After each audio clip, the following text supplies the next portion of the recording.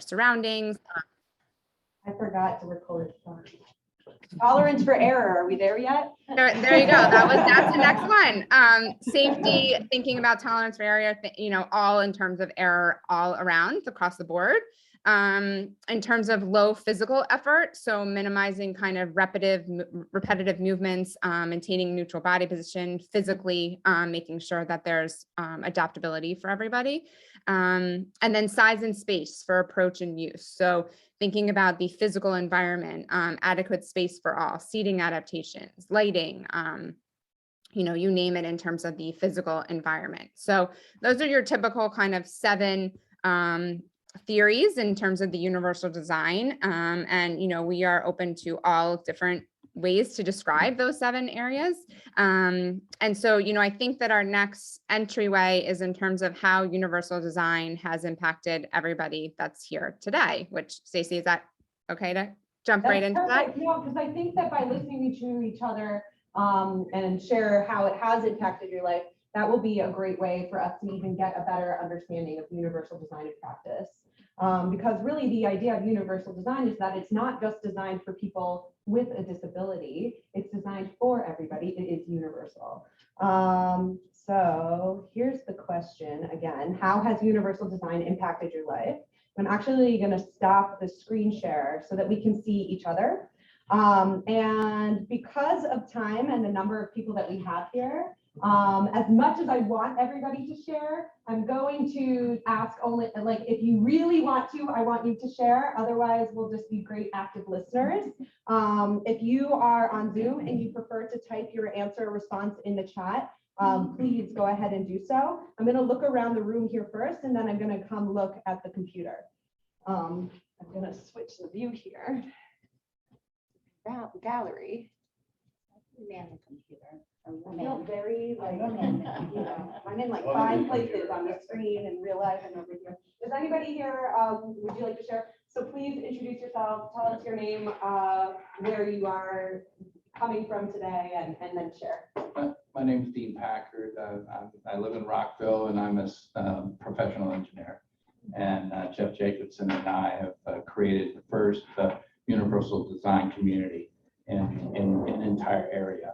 And potentially in the country, the way we've set it up, where we have incorporated numerous universal design principles into townhome construction. So very much physical environment. It is totally inclusive. Our houses are completely on the accessible path. We are innovators, and we have created this whole concept. And we really feel that pushing our concept forward can actually have an impactful effect on the entire world with what we're building.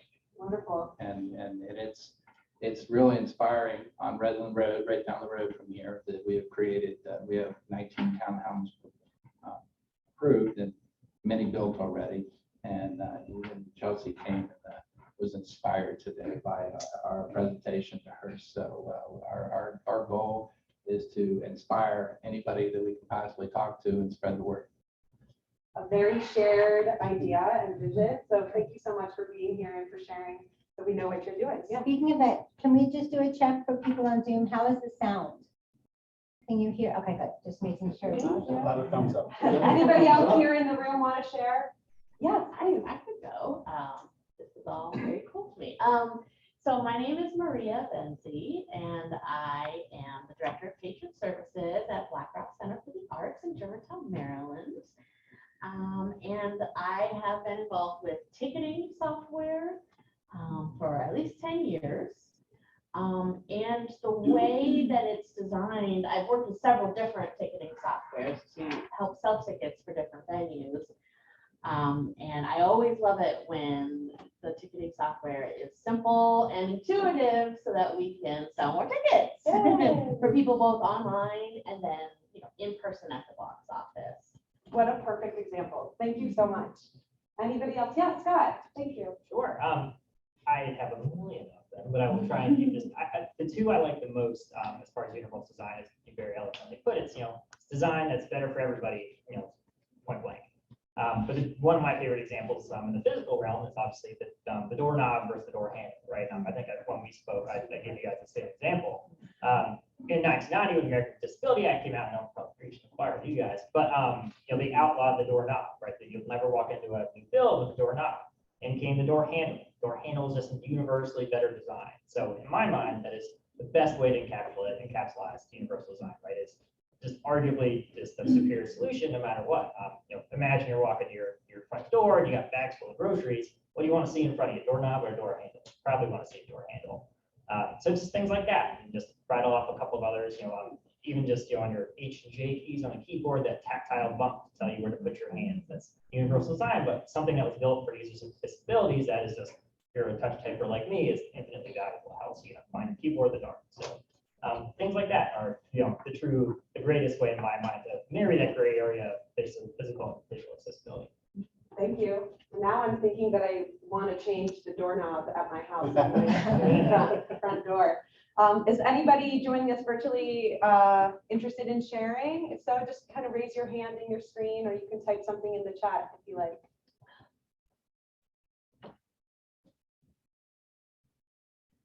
Yes, Carmen, please unmute yourself. I am Carmen Zureta, Director of Admissions here at CLE in Rockville. So we are right down the street. Quite frankly, the vast majority of our students benefit from closed captioning, not only in school and in the classroom, but also virtually.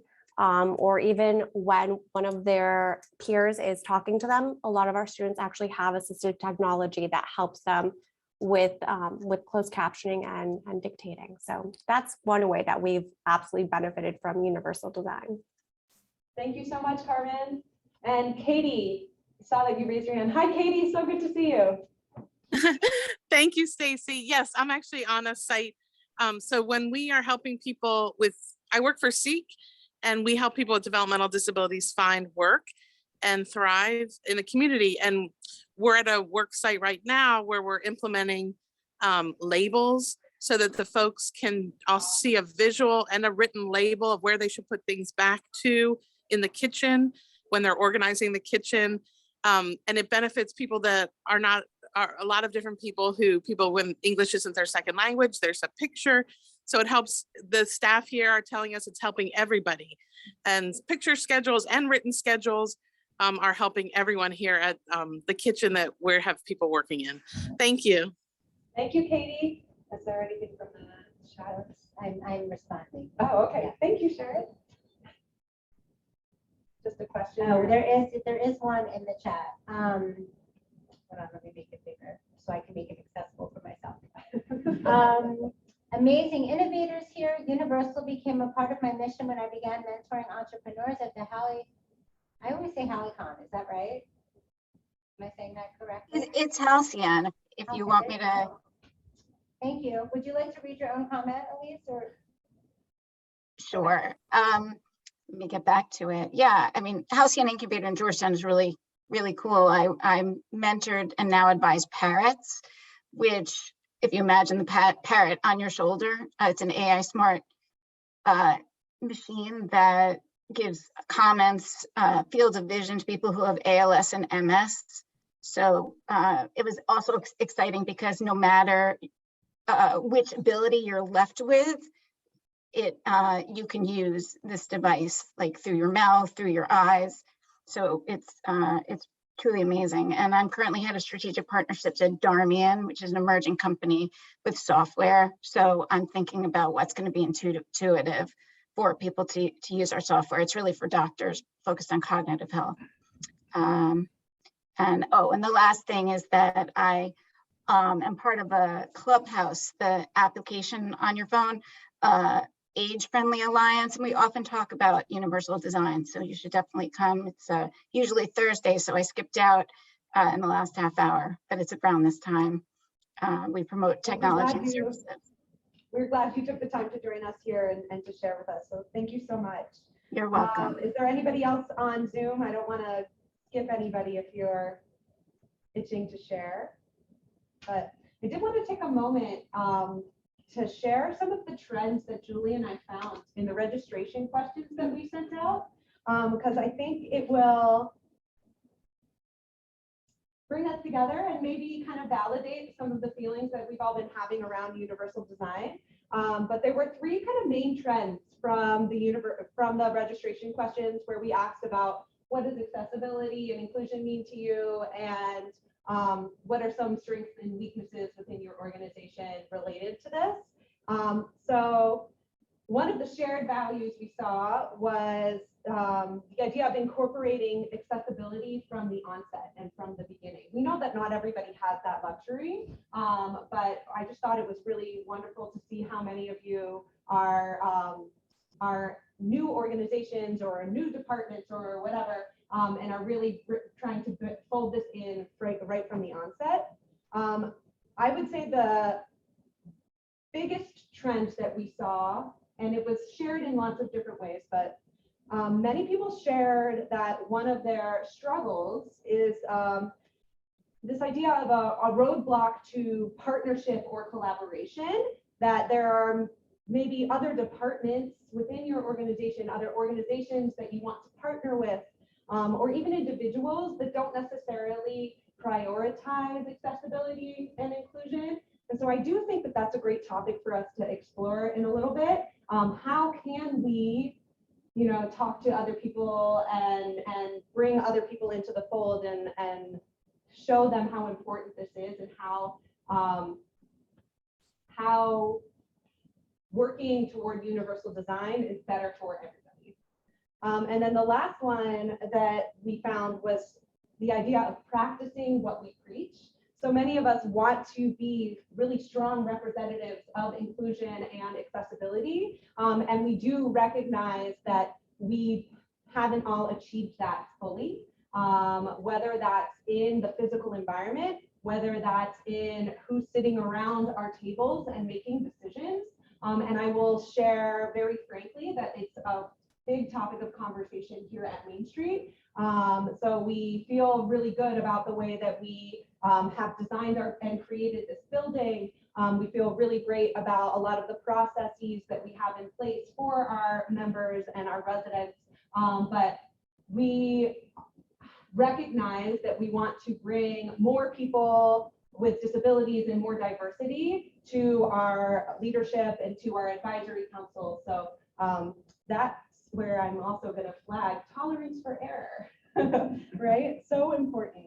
I'm going to turn it back over to Julie to lead the next part of our conversation. Thanks, Stacey. So, as Stacey mentioned, that we did find those common trends. And I think a lot of us, and even in some of the discussion and responses to our initial questions was, physical environment seems to be kind of like the big ticket item in terms of what everyone kind of initially thinks in terms of that universal design. When we talk about the architecture, the lighting, the ramps, the door handles, all of that stuff, which I think a lot of us have had experience with and probably do on a day-to-day basis. It seems like from some of the responses that we've heard from. But we want to kind of dive deeper into in terms of communications and approachability. So when you're bringing people in for new hires, when you're bringing people in for involvement in the organization, how do we communicate to them? So how do we, from website design to social media to email marketing, constant contacts, allowing virtual communication, have it be just auditory or just visual, written, in person, emailing. These are just kind of some examples, mailings, all that stuff that want to kind of just trigger your minds on in terms of responses for specifically more in that communication approachability, since I think we've talked a lot about, and I think everyone is more informed on that physical environment area. But what about that communication and approachability? So we can kind of turn it to the floor. Again, if the virtual people want to chime in on the chat or just raise their hand, or anybody in person, just raise your hand in terms of their experience with this, questions with that for the, for the group, and we can go from there. I left Scott to share a little bit. So if you want to, Some verbal blackmail. yeah, a little bit. Yeah, sure. So, and I guess just to reiterate that the question is the barrier to entry to accessibility and communication in general. Is that typically? Yeah, sure. It's interesting. It's, I myself, from the hiring perspective, I'll talk to specifically, It's interesting because it's very specific, right? I'm sure we'll talk at some point about how disabilities are all different, right? There's all types of them. It's not only just one you have to account for. Sometimes there's multiple, all obviously on a large spectrum. So how do you kind of account for that in the hiring process by being equitable and inclusive in that process? And from the digital side, you do it in a couple different ways, but I would say the biggest one is to make sure, it sounds a little silly and maybe a little elementary, but having accessible forms. I would challenge all of you to go on your company websites later, throw your mouse away and just try and navigate through your employment applications with your keyboard. Use your tab key and your enter key and your up and down arrows, and of course, type in fields, and see if you can submit an application. If you can't, you're cutting out roughly what could be around 10% of your entire employment base. It's just this massive community that if they can't access your forms, they can't even apply to your company. And candidly, that was an issue for us at one point in time. And I was not only embarrassed, but of course, I felt terrible about it. So I don't want to get too technical, but we resolved it. And, we solved not an influx of applications. So we find that once you solve these problems, you pretty quickly see these quantifiable statistics showing, wow, this is meaningful and measurable. So it's so much of what we do is playing the right word. I'm not going to find the right word, but being sensitive and making sure that we accommodate. But at the same time, there's a real business value attached to that, right? And that number is around $400 billion of expendable income for people with disabilities just sitting there waiting to be taken. So if you don't go and you make your product, your web properties, or however you use it, say applicants or any type of communication, you are cutting out a massive and valuable part of the job market. And Julie, I believe you also mentioned things like digital communications, emails, right? We love PDFs and all over the world. We love PDFs, but I can tell you right now they're terrible. 99%, I believe actually the statistics are around 90% of the PDFs on the entire web are not accessible to disabilities. And making them accessible is fairly easy. You have a $50 Adobe Pro license, and then you can map out fields, the headings, and everything else to make sure that the communication you're putting out there is accessible. So I'll pause there and not ramble on, but that's generally kind of how we think about things, right? Both from the human-centered approach side and also from you're leaving money on the table. So yeah, hopefully a good part. Because I know you wrote about it in your response too. So Aaron, do you want to share? Sure. The way we look at inclusivity and accessibility is a little different, just because we're not a direct service organization. We are vastly for profits, so we're looking at it from the organizational side. So when we think about inclusion, we think about how do we make sure that anybody who can and wants to is able to be aware of our programs and participate in them. One example I use is, for instance, one of the ways that we do outreach to make people aware of our application process and our programs is to reach out to foundations and have them spread the word to their grantees, which we get a good number from that, but that excludes organizations who are smaller or different areas that may not have access to those opportunities or access to information about how to find them. So we had to broaden our outreach to different organizations, to direct outreach. And then the other way is looking at not only that, but also the way in which you communicate with them. One of the challenges we faced for a while is we have 400 nonprofits in our network throughout the DC region, but PG County was very underrepresented. For some reason, we didn't have any nonprofits from that area. We started doing some direct targeted emails and communications there, and still didn't get much of a response. So we decided, you know what, we're actually put our feet on the ground. We're going to go there and host workshops and information sessions to spread the word about these opportunities and see if that works. And we found that after that, we had a much better representation. And we asked why. They said, well, we get a lot of emails from organizations who are offering programs. We don't really necessarily think they mean for us to be there. If you guys came in, sat down and talked to us, we thought, well, okay, these guys actually are interested in what we're doing and want us to participate. So that's the way we look at it. And again, it's really about not only who you're communicating to, but how you're communicating, making sure that you're taking account the different situations. Thank you. You're welcome. Thank you so much. Is there anybody on Zoom that would like to share related to the topic about communication and outreach? I just wanted to say I'm having a little bit of trouble hearing, just as an FYI. Thank you so A much. suggestion is to turn on the transcript, I think, to Katie, if you wanted to turn that on. Yes, thank you. I will. That will help. Joy?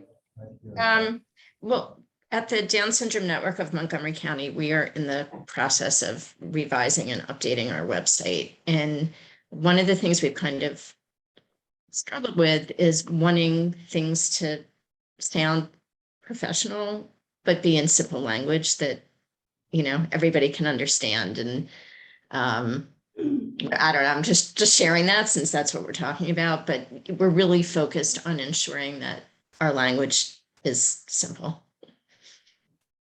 Thank you so much.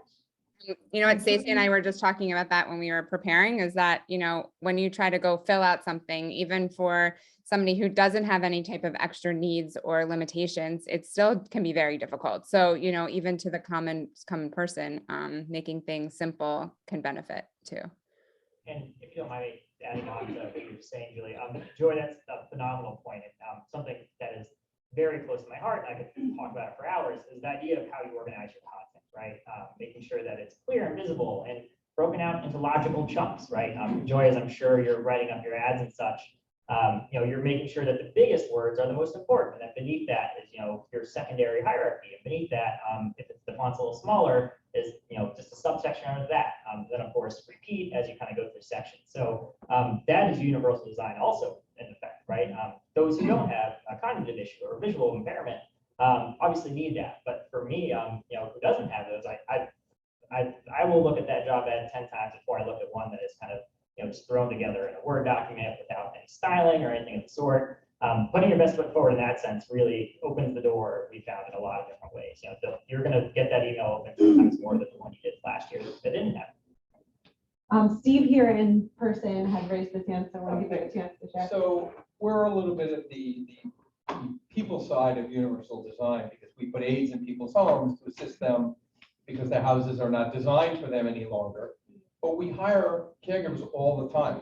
And one of the things we do is now, because of you know, COVID drove people toward electronic platforms. And one of the problems we've had is getting our onboarding documents signed and completed by people. And it's not just, you know, universal design has to include the fact that people don't own computers. Our aides don't have computers, they have cell phones. So imagine trying to complete an I-9 on here and a tax form on here. It's brutally hard. And so we're actually testing a new platform that will roll out in maybe 2 weeks, with the thought that it might be an easier method for helping people onboard themselves because they're completing documents remote rather than in person. But to your point, PDFs are really hard. Even if you make them nice, they're a challenge. So yeah. Thank you. So we hope you'll share how well that goes so we can all learn from you. So in the essence of time, we're going to go on to kind of the next, is that somebody have one other thing to say? I think you're okay. Okay. So our next thing was in terms of processes. So thinking about, you know, applications, registrations. I know we kind of briefly discussed that in our last kind of topic, but surveys, your review in terms of your employees, contractors, people that are working in the organization, giving feedback and receiving feedback. So how are you in that, you know, whether it be a student, whether it be an employee, whether it be a colleague, thinking about whole group feedback versus more of that individual feedback as well. You know, sometimes somebody may want more in that individual versus kind of thinking about the whole. And then different types of trainings too that you provide, you know, whether it's hands-on learning, whether it's virtual options, again, more of that visual, auditory, you know, thinking about all different areas in terms of trainings and opportunities for, you know, for within yourself and within your companies as well and organizations. So we started leaning into that a little bit because it is, I mean, very few of these things exist in a vacuum. They are all very much related. Main Street has undertaken a huge process to think about how we solicit our feedback from our audiences. And so we actually, oh, good, Julie said she would talk. So Julie Ryan Silva, go ahead, introduce yourself and then. Hi. So I'm Julie Ryan Silva. I work with Main Street. Sorry I can't be with all of you today, but I'm so happy to see all of you and to be a part of this discussion. So I think where Stacy was leading was the work that we've done in gathering feedback from our members, particularly with surveys. We worked extensively with a private firm, Sharp Insight, to develop an evaluation plan for Main Street and some key tools that we can use for our annual membership survey and to get feedback on our individual programs. And we spent a lot of time thinking about the language that would be used for that and how we can be consistent in that language, because that's one way I think we make our surveys more accessible, that our members are seeing that same language over and over again. We're not using one scale on one question, then switching to another scale on another. And the next survey they get is probably going to have that same language. So we're hoping and believe that we're finding that is helping. For example, we're not using, satisfied, dissatisfied. We might say yes and no, yes a little, yes a lot, no. As simple as we can make our responses. So, and it's an ongoing process, but we do welcome ideas from others regarding how we can continue to improve in that area. Thank you, Julie. Yes. I have a thought about that. I'm Jen from Upcoming Community Resources. I'm the only full-timer in my organization, so I have to do all these little pieces. But our surveys, because we're surveying adults, a lot of times that are very highly impaired. So we have on the sheet, we have a thumbs up that's green and a thumbs down that's red for folks that are not reading, and they can, did you like class today? Or did you have fun? Did you make a friend? Just super, super simple. And then the thing about how Julie was said, I'm interested in how you use that same thing for all the programs, because some of our guys are not going to notice that there's a word change or two, if it's all this, right, all the time, that's what we get. And they just have to circle it or scratch it or mark it in whatever way. If I had a 1-for-1 program and I'm not sure that someone that attends both would catch that the question actually changes. So I am curious on how you do that. And then because it's just me, my parents get that same survey. It was a little bit more complicated questions, but it's easy because if people are coming to pick up at respite, right? They got 30 seconds to run in and get their guy out of there who's been with us for 6 hours, and they just want to leave. The last thing they want to do is a survey. So if they can just mark it, yep, good, bye, or bad, that was horrible, I'll call you later. One of those, we keep it super simple for everybody. So, and not to be demeaning or disrespectful in any way, but for speed and for time. Efficiency for the organization itself. Oh, right? yeah, because I have to whip through them too, and average and percentage for all these grant things. So I know that's what we do. It's probably not brain surgery for all of you guys, but that's what I got. I think that one of the biggest challenges is keeping things simple, right? I think it might be even human nature to kind of overcomplicate and overthink.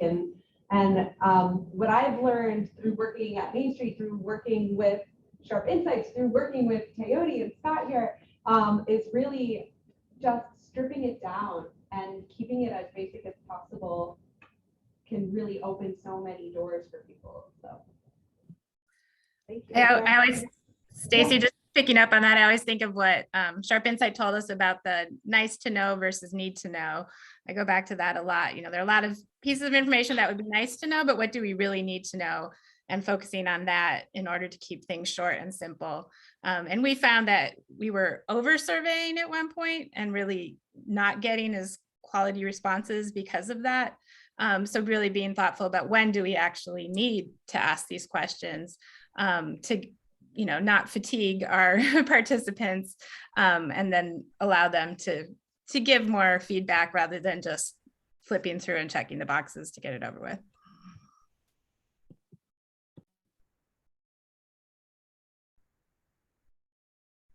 Does anyone else have any? Oh, Carmen. No, I'm gonna send it to you. Oh. All right, thank you so much. So really quickly, just to give you an example in terms of student life, at CLE, we actually have a mobile application. We call it the executive functioning mobile coach. All of our students use it. For example, in the morning, they have what's called the morning routine.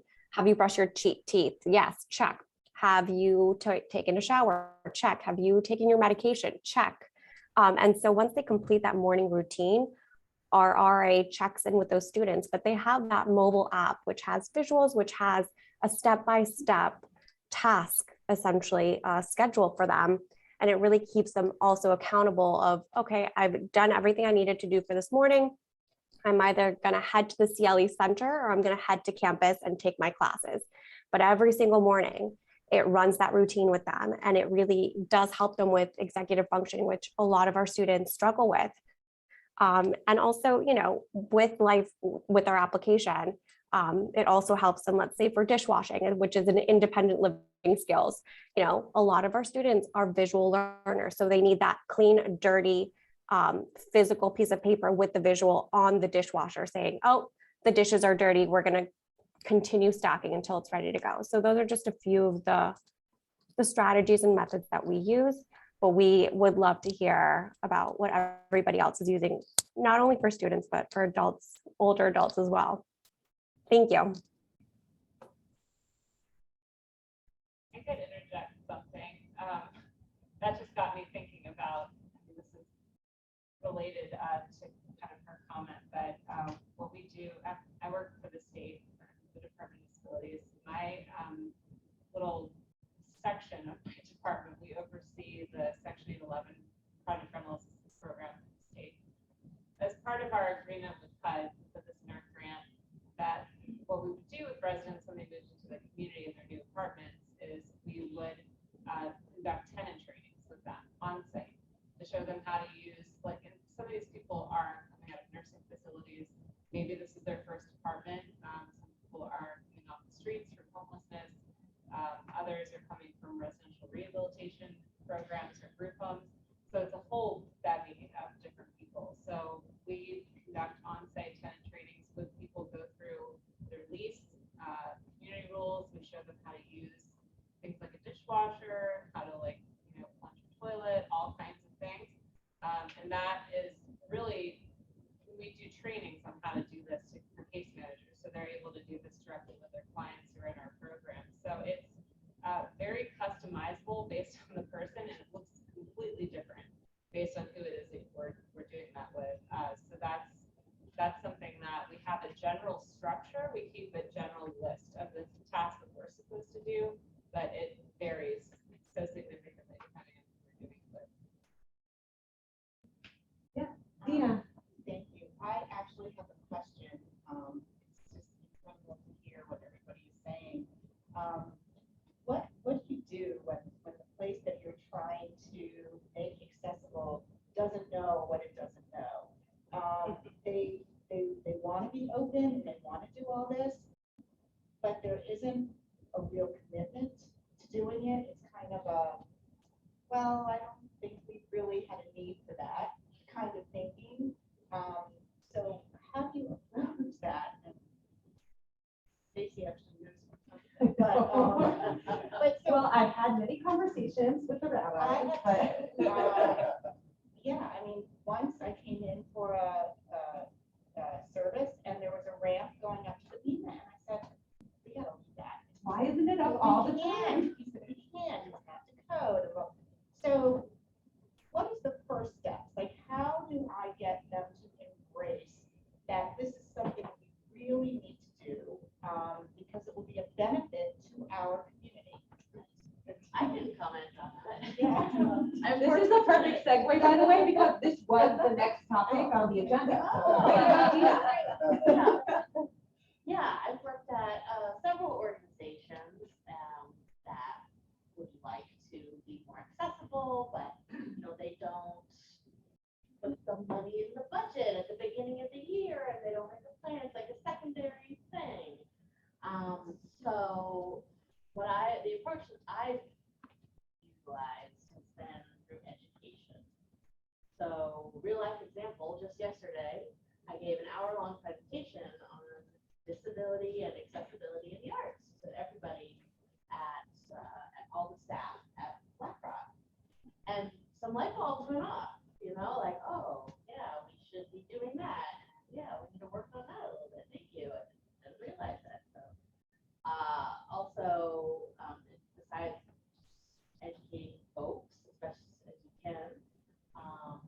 the ADA laws, you know, and remind people, hey, people can complain to the federal government if we are not ADA compliant, and that could be a big problem for the organization. So. I'm gonna call on Josh in the back. Just, I think a lot of us have a lot to share, so I'm trying to split my focus. So, yes, please. Hi, first of all, thanks for convening such a great conversation. I'm learning a lot today. I'm Josh Bender, I'm the CEO at Bender JCC. No relation to Bender JCC, but also a Bender. I want to pick up on that last question. I thought it was great because we're looking at universal design concept. And sort of would like to be able to do like an audit. An audit. Okay. Of our program, our facility, staffing, resources, and I'm not sure where to start exactly. And that's a big undertaking. But I think to your point, it's like the education piece of having everyone sort of examine and step back away from what we're so used to in our own routines, and sort of see the other perspectives. I don't know if anyone has any experience or thoughts around how you would even begin a process like that. I can answer that a little bit because I had a public health intern who did an accessibility audit of the shelters in Baltimore City. And I worked through development criteria. Like I think I have a checklist that this is for physical structures. So it will be helpful. Excellent. That's great. Thank you. Yeah, sure. Yeah. If you don't mind me adding, I think we're very quickly approaching this like this Venn diagram of universal design, human-centered design, and then just like, I guess maybe those are the two, but at the same time, we find it's easiest to work with what you have. Or I'm sorry, third one was data science. Work with what you have. So it's a member of a large community and congregation. What you have is you know everyone's name, you know everyone's age. Age for me is at least how I find the best way to get traction in that scenario. Because there's very much tangible statistics around the older you are, the more accommodations you need. And not to mention we're in the seesaw right now, where the baby boomer generation is kind of taking over. So in about 4 years, I think, the people that are 50 and up are going to quickly surpass the people that are younger than that. So the first time ever in the human history, we're going to have more older people than we are going to have younger people. So when you talk about, how do we evangelize accessibility, especially in the physical space, work with what you have. You have solid statistics on it. We have an older congregation now. We don't build accessible ramps and turnstiles and everything else, and handicap parking unless they're going to go find somewhere that does. That's just kind of how people think of it, right? If this is not accessible, I have no choice. It reminds me of, I worked in a facility once that served a senior population, and from where they had to walk through the building was so long and there was no seating anywhere. Right. So they would walk through this main lobby and they'd have to walk for like miles, no seating whatsoever for anyone who had mobility issues. Yeah. We have a comment right here from Steve, and then I'm not ignoring everybody on Zoom, I promise. You'll find the biggest violators of this are the people who are behind us, the politicians. You ever go to a political event, look to see who can get there. Most of the time, when people's homes, no accessibility, restaurants, no accessibility. And now they're starting to realize this. We talked about it the other day. I put on a lot of help put on a lot of political fundraisers. All of a sudden, I'm aware I'm losing a good deal of my market because the people can't get there. So we're using restaurants and using facilities like this, maybe when you say we can rent the room, who have the ability to let everyone. We found a couple of restaurants now. One of them is right down here in Rockville, Trappers area. You can go in the back door of Trappers area and you can attend these events. But I gotta admit, I'm a big violator. I put on these events in restaurants on rooftops, no elevator. That's something we need to tell our politicians also. We want full accessibility to your fundraisers if you want our funds. I think you make a really good point that I hope we all take with us, is that universal design, accessibility, it's good for your bottom line, period. The more people you bring to the table, the larger your audience. You're creating such positive experiences for everybody, and they're bringing their money with them, right? These two guys put my head into accessibility and universal. The way they explained it to me, all of a sudden I realized I was a horrible violator. I'm sorry. But you're reformed now. I'm actually in circle. Yeah, please, sure. I just, does anyone on the screen before I just wanted to give yet another tangential example of this. We work very hard to work with as many partners as possible. It's really important for us. That's how we, I think, authentically and organically grow this movement of inclusion. And in that, we had an experience recently with a really well-known, well-versed partner. And after we did all this talking about the program that we were going to work on together, they then asked us to please educate their team on working with people with disabilities and how to make things more accessible for them.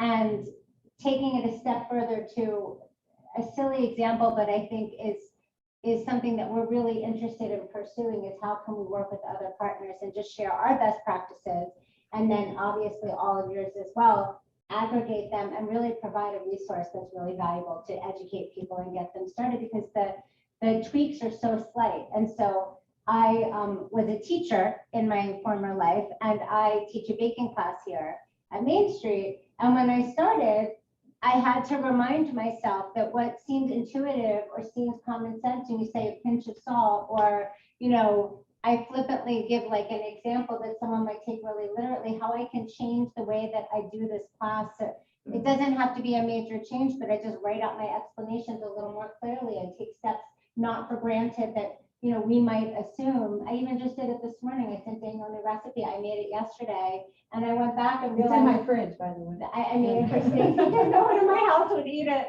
And so just to give I wonder what it is now. yeah, it's shepherd's pie. Oh, I love it. Yeah, so I teach a baking class, and again, being more universally aware and conscious that a lot of people in our community are working towards being healthier. So I've really worked hard to make my baking respond to that and be healthier and give options. And so just even those takeaways, explaining more clearly, more plainly, you know, giving more options so that you can kind of assert what makes sense to you, and just remembering, looking through the eyes of the person that you're speaking to, your audience, I think are some other examples of how we can work in any organization that's not even affected by, you know, that's the whole point of accessibility. These universal design components don't need to be directed at one audience, but they can blanket so many if we just think a little more clearly. Can I add one thought to your education piece? Because that's what I was going to say. I'll be quick. But like half of my board of directors never worked with people with disabilities. So every board meeting, I do an education piece. And I'm like, don't you say wheelchair bound. Don't you say handicap parking. That's It's a good accessible point. parking. It's little tweaks in language and little taking the positive pieces. I mean, unless we're applying for a grant, we have special attributes, we have differences, we are learning in a different manner, our brains work differently. We're not the negative connotation, the old fashioned. I mean, if you think about the roots of handicap, oh gosh, you know, that, you know, begging for money, right? So we turn it all into a positive thing, because a lot of my board never experienced it before. So we do education with the board, and then when they're out representing our community, don't you ever say wheelchair bound? Yeah, I'll pop your head off, yeah. No, and I think education is really important in terms of, you know, people, you can't say that they're ignorant if they don't even know. So I think that a lot of times, if you give them the benefit of doubt of even in the education piece to anybody, you know, it's not saying that you're a know-it-all. It's not saying they're doing the right thing and you're doing the right, they're doing the wrong thing and you're doing the right thing. You're just educating, and hopefully with education that people would be more interested and you get more buy-in overall from your organization to continue to expand to, you know, make it more accessible and inclusion for all. And I want to be, it's almost, our time is almost up. So you kind of everyone segued into our last, which was the relationships. And in terms of that kind of outreach and that networking leadership within your organization And I think a lot of it seems like the commonality is that education piece in terms of kind of informing your community, your partners, your colleagues, and your network on that education of ways and learning from each other, just like we are here today. And so, thinking about kind of the future and next steps here, we obviously want to continue to push the idea of that inclusion and accessibility within ourselves personally, within our community professionally, and our organizations. And, I think we want to try to think about, can we commit to two things? So from being here today, can everyone kind of think about, committing to two things, whether it be that physical environment, that communication, that processes, or the relationships, as we kind of discussed in those kind of 4 areas today, and think about, what are those two things that we can do, and again, we're breaking things down, we're making it not as complex, we're not saying we have to do 20 things, which is not going to probably ever get done, but if we say just 2, it makes it simple for us too, so that can also help as well. And so, Stacey, did you want to say anything before I kind of conclude? But that's kind of what our takeaway is for today. What I was thinking about, my screen is not doing all the things that I wanted it to do, so my apologies.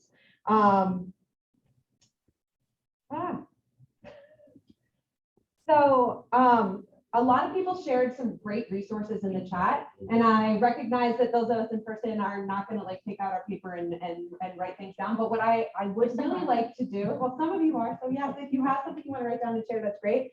Otherwise, I am going to, send a follow-up email.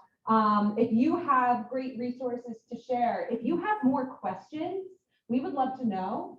Because like Julie said in the beginning, if you are interested in having another conversation, having a different kind of conversation, focusing more on training, we can make that happen. We want our professional network to learn together how you want to learn together. We don't want to assume what you want to know. We just kind of wanted to open the door a little bit today and really have this be the first of hopefully many conversations.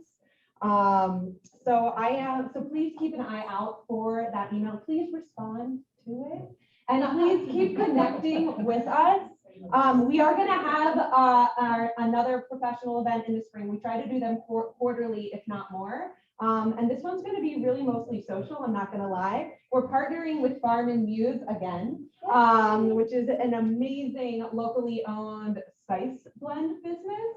But she also does a mocktail class. So she's going to come and teach us how to make cocktails and mocktails. And I'm pretty sure we're also going to make it a competition, not to see how much you can drink, but flavors, because we think it's really important to get to know each other professionally, but also socially, so that we can build our networks in a really beautiful and organic way. And our professional events are always open to all, but they're free if you're a member, plus all the other benefits that I shared before. And we want to invite you to connect with us if you're a professional member on LinkedIn. We just started a brand new group. Thank you, Maya, for getting that started for us. So there's a QR code here. You can also find it in that email that I'm going to send to you later today. I just want to be super mindful of time. Yeah, I can conclude it. And I just want to say thank you so much, particularly to Julie, who spent so much time thinking about our topics of conversation. I want to thank Scott so much for being here and being a wealth of resource. Talk to him if you have questions about digital accessibility. They can probably help you. I want to thank Erin for coming and being present here, and for the catalog for philanthropy being such an amazing resource for nonprofits to learn And from great each other and to professional grow. development programs too. So Great. I take almost every one that I can. And to each of you for showing up today, showing that you are committed to creating a more inclusive and accessible world for everybody. And we just so appreciate it. I'm going to just if there are other questions and you want to type them in the chat, we'll take a look at those. Thank you so much for being here. And Chris, hi. Empower those we're all trying to empower by inviting them to the conversation. Thank you guys so much. Thank you, everyone. Hi, I've been turning it on my card. I took pictures. I'll call you later. Thank you so much. Bye, Chris.